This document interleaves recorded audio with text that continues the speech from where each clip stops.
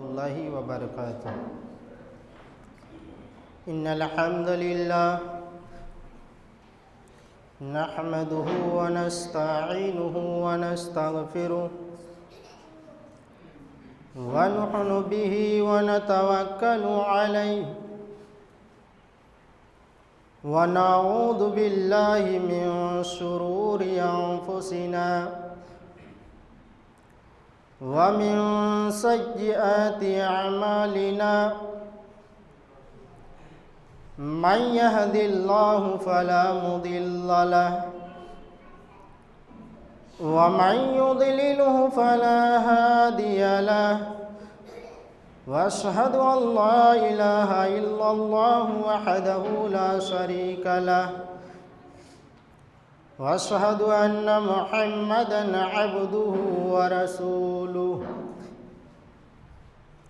اما بعد فإن خير الحديث كتاب الله وخير الهدي هدي محمد صلى الله عليه وسلم وشر الأمور محدثاتها وكل محدثة بدعة وكل بدعة ضلالة وكل ضلالة في النار فاعوذ باللہ من الشیطان الرجیم بسم اللہ الرحمن الرحیم قاف والقرآن المجید بل عجبوا ان جاءهم منذر منهم فقال الكافرون هذا شيء عجيب أإذا متنا وكنا ترابا ذلك رجع بعيد قال الله تبارك وتعالى في كلامه المجيد بسم الله الرحمن الرحيم وذر الذين اتخذوا دينهم لعبا ولهوا وقال النبي صلى الله عليه وسلم أراك تصوم شعبان لم أراك تصوم شهرا۔ تمام قسم کی تعریفات وحدہ لا شریک خالق کائنات ارض و سما کے لیے لائق و ذبح و سزاوار ہیں،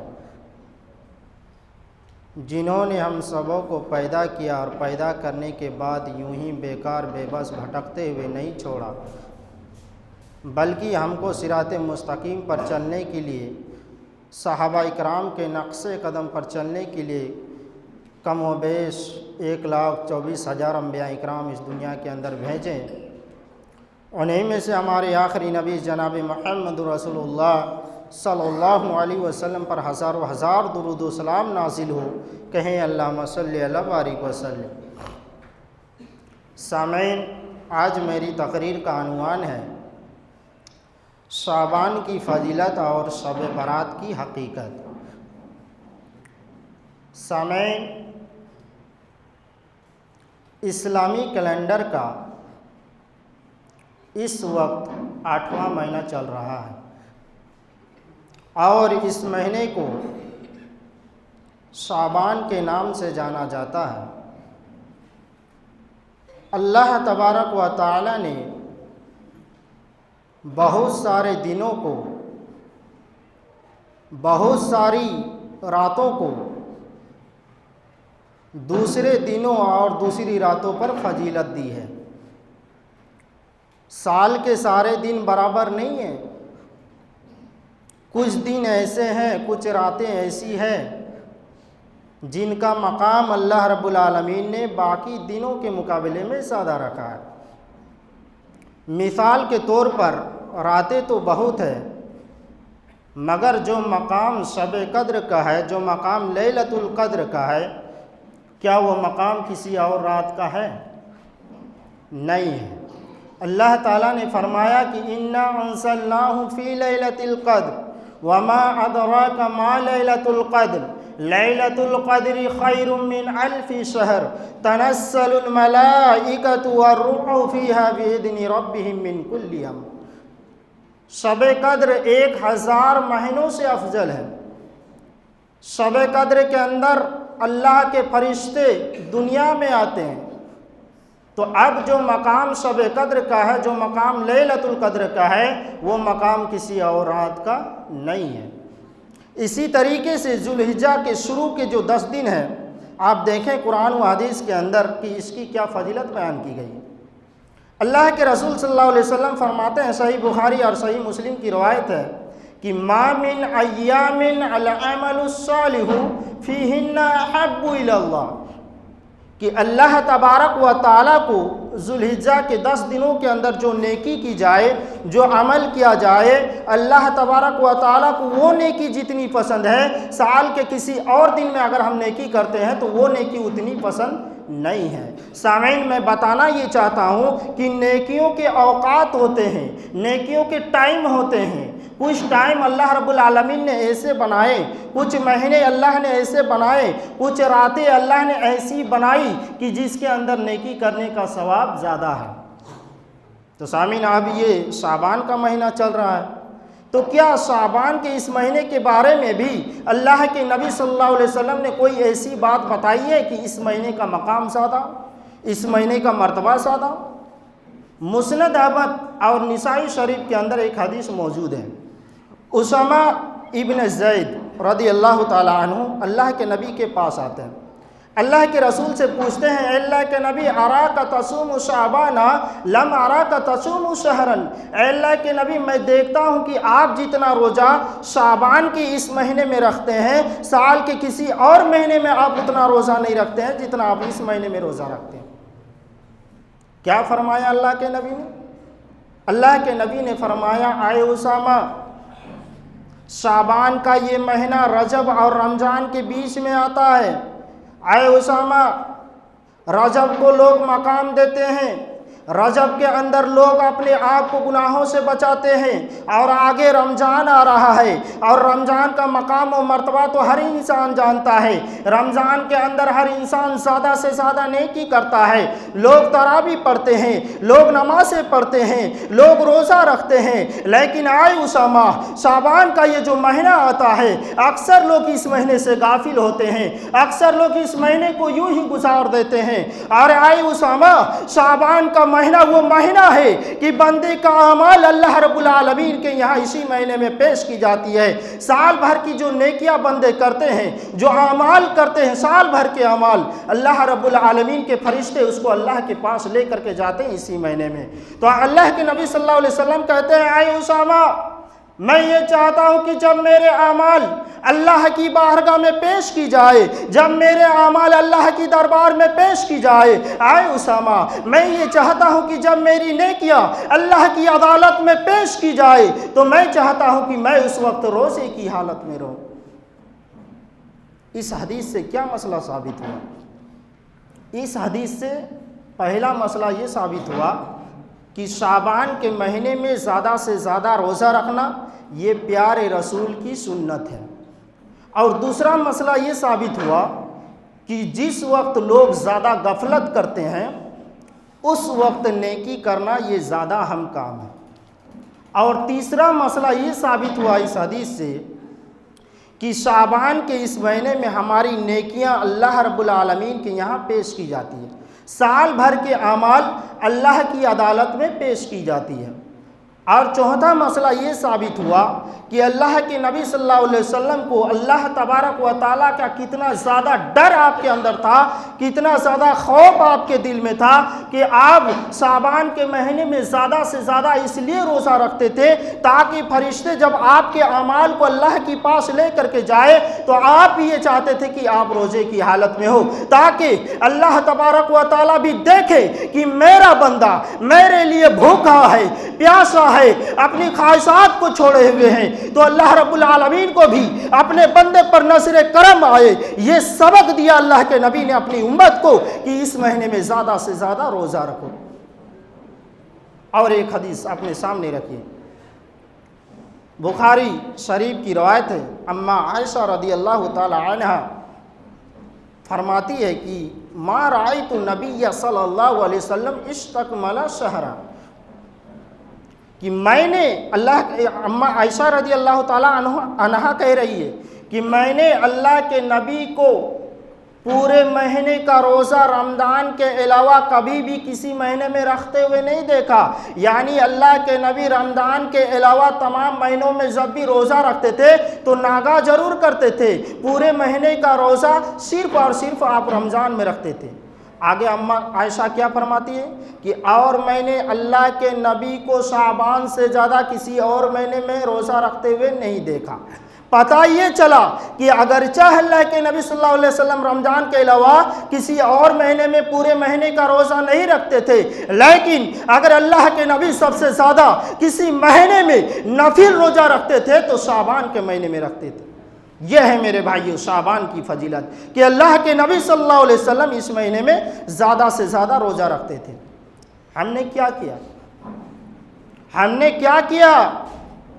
نے یہ کیا کہ اس مہینے کی ایک رات کو ہم نے خاص کر لیا کہ ہم روزہ رکھیں گے تو 15 شعبان کی رات میں رکھیں گے، ہم تہجد پڑھیں گے تو 15 شعبان کی رات میں تہجد پڑھیں گے۔ میرے پیارے بھائیوں، اسلام ایک مکمل دین ہے اور اس دین کو مکمل کرنے والا رب العالمین ہے، اور 1400 سال پہلے اس نے یہ اعلان کر دیا کہ اکملت لکم دینکم واتممت علیکم نعمتی ورضیت لکم الاسلام دینا، کہ اے میرے بندو آج ہم نے تمہارے لیے تمہارے دین کو مکمل کر دیا اور میں نے اپنی نعمتوں کو تمہارے اوپر تمام کر دیا اور اسلام کو ایک دین کی حیثیت سے تمہارے لیے چن لیا ہے۔ اب اسلام کو لے کر کے ہی تم اللہ کی بارگاہ میں آؤ گے، تبھی تم نجات پاؤ گے، تبھی تم کو نجات ملے گی۔ میرے بھائیو، دین ایک مکمل ہے، نہ ہی اس میں کمی ہو سکتی ہے اور نہ ہی زیادتی ہو سکتی ہے۔ اگر اللہ کے نبی نے نیکی کرنے کے لیے کسی دین کو خاص نہیں کیا تو پھر ہم اور آپ کون ہوتے ہیں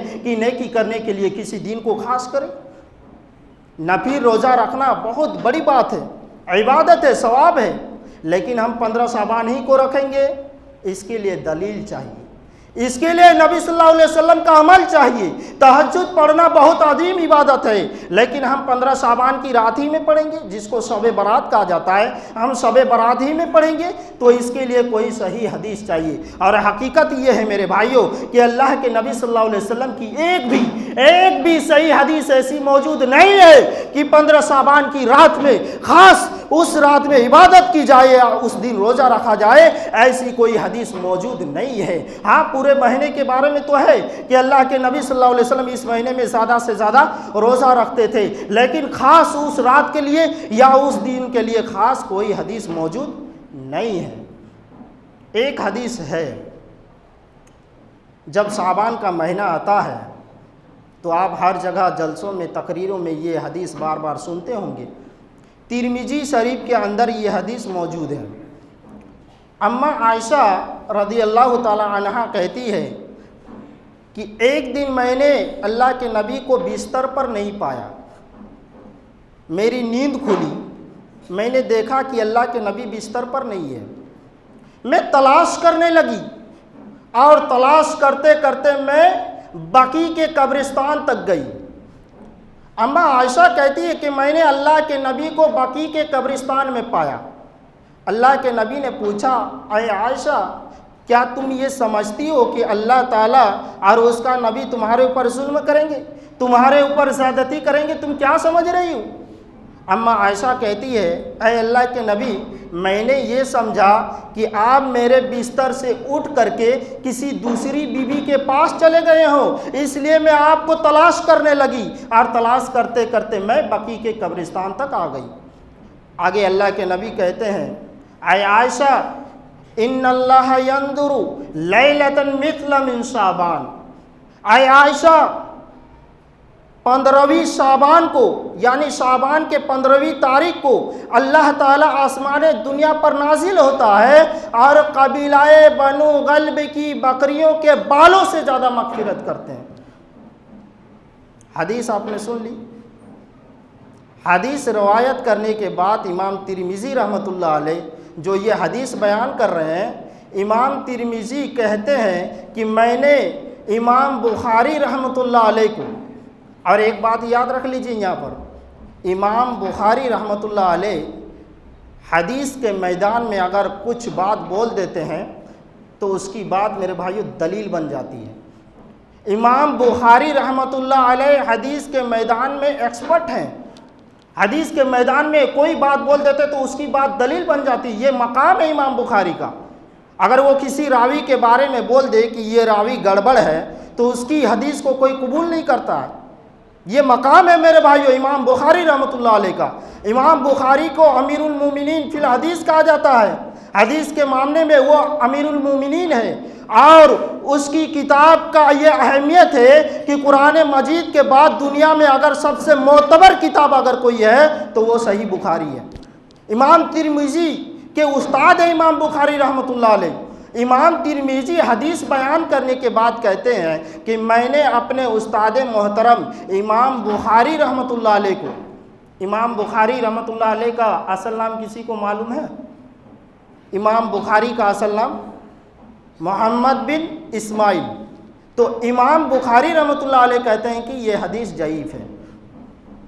میرے بھائیوں، تو شعبان کی فضیلت ہے، شعبان میں آپ روزہ رکھیے، شعبان میں آپ نیکی کیجئے، لیکن اس کی 15ویں رات کو خاص کرنا یہ مناسب نہیں ہے۔ اور ایک مسئلہ یاد کر لیجئے، بہت غور سے سنیے گا، اگر نبی نے کوئی کام کیا ہے تو اس کا کرنا سنت ہے، اور اگر نبی نے کوئی کام نہیں کیا ہے تو اس کا نہیں کرنا سنت ہے۔ بات سمجھ لیجئے، دماغ میں بٹھا لیجئے۔ عبادت کے معاملے میں ہو، نماز کے معاملے میں ہو، تراویح کے معاملے میں ہو، اگر اللہ کے نبی نے کوئی کام کیا ہے تو اس کا کرنا سنت ہے، اور اگر کوئی کام نہیں کیا ہے تو اس کا نہیں کرنا سنت ہے۔ بھائی رمضان کے بعد عید آئے گی، عید کی نماز ہم سب پڑھتے ہیں ماشاءاللہ، عیدگاہ کے اندر پڑھتے ہیں، عیدگاہ نہیں ہے تو مسجد میں پڑھتے ہیں، لیکن پڑھتے ہیں۔ عید کی نماز سے پہلے یا عید کی نماز کے بعد کوئی سنت ہے؟ بتاؤ، کوئی سنت ہے؟ نہیں ہے۔ ٹائم ہے آپ کے پاس، آپ 15 منٹ پہلے آ کر کے پہنچ گئے ہیں، 7:30 بجے عید کی نماز ہوگی، آپ 7:15 میں آ کے پہنچ گئے عیدگاہ کے اندر یا مسجد کے اندر، ٹائم ہے آپ کے پاس، لیکن آپ وہاں پر کوئی سنت نہیں پڑھ رہے ہیں۔ کیوں نہیں پڑھتے؟ میں پوچھتا ہوں کیوں نہیں پڑھتے؟ کیونکہ اللہ کے نبی نے نہیں پڑھی، اللہ کے نبی نے نہیں پڑھی، اس لیے ہم بھی نہیں پڑھتے۔ روزہ رکھنا بہت نیکی ہے، عبادت ہے، لیکن عید کے دن روزہ رکھنا بولو جائز ہے؟ حرام ہے۔ کیوں حرام ہے؟ اللہ کے نبی نے فرمایا کہ عید کے دن روزہ نہیں رکھ سکتے۔ بھائی عید کے دن تہوار کا دن ہے، عید کے دن کھانے پینے کا دن ہے، عید کے دن آپ روزہ نہیں رکھ سکتے، بقرعید کے دن آپ روزہ نہیں رکھ سکتے، بقرعید کے بعد 3 دن تک آپ روزہ نہیں رکھ سکتے۔ تو جو کام اللہ کے نبی نے کیا ہے اس کا کرنا سنت ہے، اور جو کام نہیں کیا ہے اس کا نہیں کرنا سنت ہے۔ اتنی باتیں اگر آپ کو سمجھ میں آ گئی ہو تو یہ مسئلہ بالکل 2 اور 2 4 کی طرح کلیئر ہو جاتا ہے کہ شب برات کی رات میں یا شب برات کے دن میں کوئی خاص عبادت کرنا یہ ہمارے نبی سے ثابت نہیں ہے۔ سامعین کرام، آج شب برات ایک تہوار کی حیثیت سے منایا جا رہا ہے، جیسے عید ایک تہوار ہے، بقرعید ایک تہوار ہے، آج شب برات ایک تہوار کی حیثیت سے منایا جاتا ہے، اور اس تہوار پر خاص طور سے 3 کام کیا جاتا ہے۔ 3 کام خاص طور سے کیا جاتا ہے۔ نمبر 1 حلوہ پکایا جاتا ہے، نمبر 2 آتش بازی ہوتی ہے، گڈے اور پٹاخے چھوڑے جاتے ہیں، اور نمبر 3 مردوں کے نام سے کھانا بانٹا جاتا ہے، اور یہ مانا جاتا ہے کہ مردوں کی روح اس رات میں آتی ہے، نعوذ باللہ۔ غور سے سن لیں۔ نمبر 1 حلوہ پکایا جاتا ہے، نمبر 2 آتش بازی ہوتی ہے، گڈے اور پٹاخے چھوڑے جاتے ہیں، اور نمبر 3 مردوں کے نام سے کھانا بانٹا جاتا ہے، اور یہ مانا جاتا ہے کہ مردوں کی روح اس رات میں آتی ہے۔ میرے پیارے بھائیوں، ہمارے مذہب میں فالتو کوئی تہوار نہیں ہے، ہمارے مذہب کا یہ مزاج ہی نہیں ہے کہ سال کا کوئی ایسا دن ہو جس میں حلوہ پکایا جائے، سال کا کوئی ایسا دن ہو جس میں آتش بازی ہو، لڑکیوں کو نچایا جائے، ڈی جے بجایا جائے، ہماری شریعت اس کو اجازت نہیں دیتی ہے، اسلام میں اس کی گنجائش نہیں ہے۔ اللہ رب العالمین قرآن مجید کے اندر ارشاد فرماتا ہے کہ وَذَرِ الَّذِينَ اتَّخَذُوا دِينَهُمْ لَعِبًا وَلَهْوًا، اے میرے نبی کچھ لوگوں نے اپنے دین کو کھیلواڑ بنا لیا ہے، کچھ لوگوں نے اپنے دین کو کھیل تماشا بنا لیا ہے اور کھیل تماشے کو دین کا نام دے رہے ہیں۔ اے میرے نبی اسے قرآن کے ذریعے سمجھاؤ، اے میرے نبی اسے قرآن کے ذریعے نصیحت کرو۔ میرے بھائیوں، قرآن کی یہ آیت بتاتی ہے کہ دین کے نام پر کھیل تماشا کرنا، کھیل واڑ کرنا یہ جائز نہیں ہے۔ میں یہ نہیں کہتا ہوں کہ حلوہ کھانا غلط ہے، حلوہ آپ کھائیے، لیکن اس کے لیے دین کا نام لینا، اس کو عبادت کا درجہ دے دینا یہ مناسب نہیں ہے۔ کچھ لوگ کہتے ہیں کہ غزوہ احد کے موقع پر اللہ کے نبی کے دانت ٹوٹ گئے تھے، تو اس موقع پر اللہ کے نبی کچھ چبا نہیں پا رہے تھے تو اللہ کے نبی نے حلوہ پکایا، نرم حلوہ پکا کر کے اللہ کے نبی نے کھایا۔ دیکھیے دلیل کس طرح دے رہے ہیں۔ اللہ کے نبی کے دانت ٹوٹ گئے غزوہ احد کے اندر، تو اللہ کے نبی اس موقع پر کچھ کھا نہیں پا رہے تھے تو اللہ کے نبی نے حلوہ بنائے اور حلوہ بنا کر کے کھائے۔ میں سوال کرتا ہوں ان سے، غزوہ احد جو ہے یہ کب ہوئی ہے؟ سارے مورخین کا اس بات پر اتفاق ہے کہ غزوہ احد سن 2 ہجری شوال کے مہینے میں ہوئی ہے۔ سن لیجئے، غزوہ احد سن 2 ہجری شوال کے مہینے میں ہوئی ہے، اور شعبان اور شب برات کس مہینے میں ہوتی ہے؟ شعبان کے مہینے میں ہوتی ہے۔ میرے بھائیوں، اللہ کے نبی کا دانت ٹوٹا شوال کے مہینے میں، آپ 2 مہینہ ایڈوانس حلوہ پکا رہے ہیں۔ سوچو میرے بھائیوں، ہم اپنے غلط کام کو صحیح کرنے کے لیے کیا کیا دلیلیں دے رہے ہیں۔ ارے حلوائی کھانا ہے تو کہو کہ ہم کو حلوہ کھانا ہے، اس کے لیے حدیثیں گڑھنا، اس کے لیے نبی کی سنت بنانا یہ مناسب نہیں ہے میرے بھائیوں۔ تو ہوشیار رہیے میرے بھائیوں، شب برات کی رات آنے ہی والی ہے کچھ ہی دنوں میں، جس کو شعبان کی 15ویں تاریخ میں جب ہم جشن مناتے ہیں، اس دن ہم لوگ خاص طور سے عبادت کرتے ہیں۔ یہ حدیث کے اندر اس کی اجازت نہیں دیتی ہے میرے بھائیوں۔ کوئی ایسا قدم نہیں اٹھانا جس سے اللہ ناراض ہو، جس سے اللہ خفا ہو، کوئی ایسا قدم نہیں اٹھانا۔ آخر میں اللہ تعالیٰ سے دعا گو ہوں کہ بار الہ جو باتیں کہی گئی مولا تو ان سب باتوں پر عمل پیرا ہونے کی توفیق عنایت فرما، آمین۔ وآخر دعوانا الحمد للہ رب العالمین۔